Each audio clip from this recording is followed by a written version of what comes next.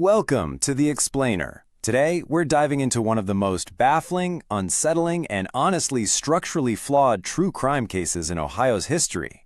We are looking at a story that literally reads like an Agatha Christie novel, but with very real, very devastating consequences for an entire town. Let's just jump right in. Imagine opening your mailbox on a quiet Tuesday morning and finding a letter with no return address, and it contains this exact chilling message. I know where you live. I've been observing your house and know you have children. This is no joke. Wow.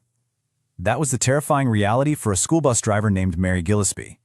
She was the first major target of a phantom watcher who just knew way too much. Okay, let's look at the sheer scale of this psychological terror campaign, because it's honestly hard to wrap your head around. Over 1,000 letters, 18 years of relentless harassment, and 0 return addresses. This wasn't just some brief prank by a bored teenager, right? This was an omniscient villain extracting revenge and exposing the ugliest secrets of an entire community. Section 1. A Town Under Siege. To really understand this, we need to drop right into the paranoia of 1976 Circleville, Ohio. It was this quaint Midwestern town suddenly transformed into a place where literally anyone, your neighbor, your friend, even your own family member, could be the watcher. Looking at the timeline here, the letters began arriving in 1976. Then, by 1977, things turned deadly with the highly suspicious death of Mary's husband, Ron Gillispie. Fast forward to 1983 and a lethal booby trap is discovered. And get this, the letters didn't finally stop until 1994. We are talking about nearly 2 decades of an entire town held hostage by pen and paper. Which brings us to Section 2. Escalation and Attempted Murder. So what started as malicious gossip definitely didn't stay on paper for long. The stakes escalated so rapidly from rumors of embezzlement and affairs straight to lethal violence. You see, the letters initially fixated on Mary, accusing her of having an affair with the school superintendent, Gordon Massey. But the psychological torture turned physical in August of 1977. Mary's husband, Ron, gets this menacing phone call from the alleged writer. Enraged, Ron grabs his gun, gets in his truck, and drives off to confront whoever this is. 50 minutes later, he's found dead in a crash with a blood alcohol level of 0.16. Now, strangely, his gun had been fired once, but no shell casing or bullet was ever found at the scene. The rural sheriff's department quickly ruled it a drunk driving accident, but Ron's family, they firmly believed he was murdered. And the harassment didn't stop with Ron's death, not at all. Fast forward to 1983. Mary was driving her empty school bus when she spots an obscene sign about her 13-year-old daughter hanging on a fence. She goes over to rip it down and discovers a box attached to it. Do you know what was inside that box? A loaded .25 caliber handgun rigged with twine to fire a bullet directly at her if she pulled the sign. It was a literal booby trap. Section 3. The Case Against Paul. Now, with an attempted murder on their hands, the police absolutely needed a prime suspect to give the terrified town of Circleville a sense of resolution. So they look at the partially filed off serial number on that booby trap weapon, and it traces right back to a man named Paul Freshour.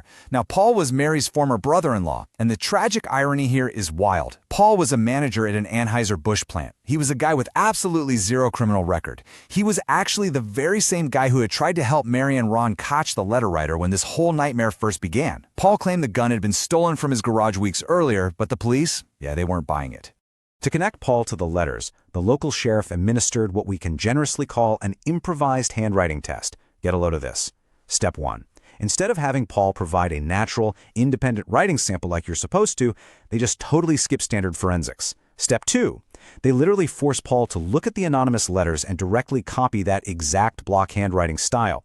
And step 3, surprise, surprise, they declared a handwriting match. I mean, by design, asking someone to trace or copy a document totally contaminates the sample. It's incredibly unscientific, but for the prosecution, it was enough. So the crucial point is how the rest of the case was actually built. The star witness against Paul was his own estranged wife, Karen Sue. She testified that she found torn-up anonymous letters hidden in their commode. But here's the context that often gets totally buried. Karen Sue and Paul were right in the middle of a bitterly contentious divorce. By putting Paul behind bars, she stood to gain full custody, the house, and all the property. As an investigator later pointed out, she was a very convenient witness with a massive financial and personal motive. Let's move on to Section 4. The Prison Paradox. The jury bought the prosecution's case, and Paul was sentenced to 7 to 25 years in prison for attempted murder. Circleville finally breathed a sigh of relief. But if the supposed mastermind is locked away in solitary confinement, who exactly is licking the stamps? Because the letters never stopped. In fact, Paul himself received a mocking letter while sitting in an Ohio state prison. It read, "When we set 'em up, they stay set up. Don't you listen at all." The true writer was literally bragging about framing him.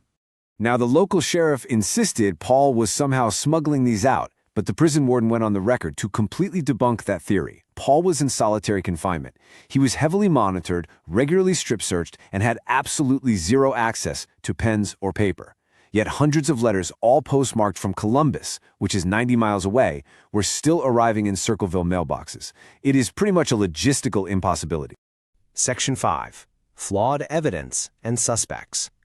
And this brilliantly illustrates the massive disparity in the courtroom between what the jury heard and what was actually withheld from the defense. The jury heard all about Paul's gun, the estranged wife's convenient testimony, and that highly flawed handwriting test.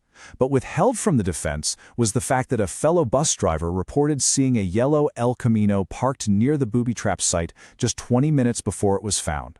Beside it was a large, sandy-haired man who deliberately turned his face away. Now, Paul Freshour was not a large man, and he had very dark hair.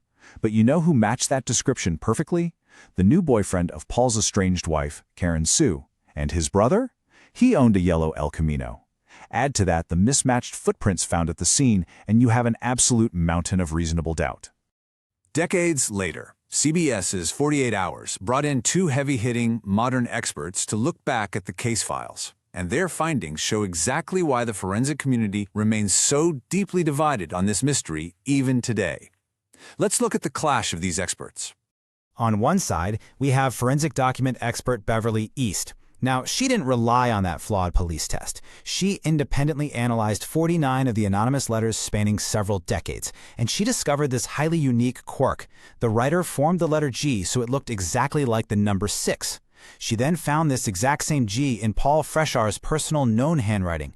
Based on those patterns, she stated on camera that she is 100% certain Paul Freshour is the author. She firmly insists that he somehow managed to orchestrate this entire campaign. But on the flip side, we have Mary Ellen O'Toole. She's a renowned FBI behavioral profiler who actually worked on the Unabomber case. She didn't look at the pen strokes, she looked at the mind behind them. She found the writer to be this callous, highly manipulative bully with a personality disorder, someone who genuinely enjoyed hurting people. She also noted some highly deceptive language where the writer was intentionally trying to mask their gender, suggesting a strong possibility the writer was actually female. Ultimately, O'Toole concluded that this dark, bullying profile absolutely does not match the mild-mannered, deeply loyal character of Paul Freshour. Which brings us to Section 6, the final verdict.